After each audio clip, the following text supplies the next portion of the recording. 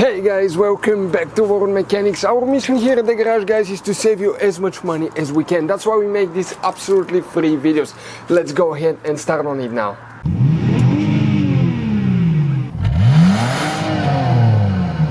Today we're going to show you how to replace the tag light. We're going to show you how to replace the light on your license plate on a Jeep.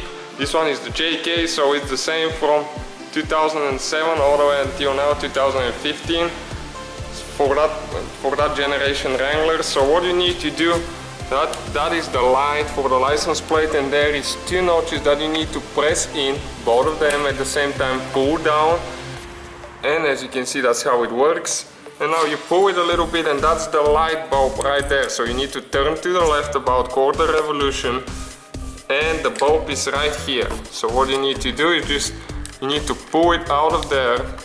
It gets stuck pretty good sometimes, so you need to mess with it. Okay, you just pull it out, and that's the light bulb right there, TL9 number.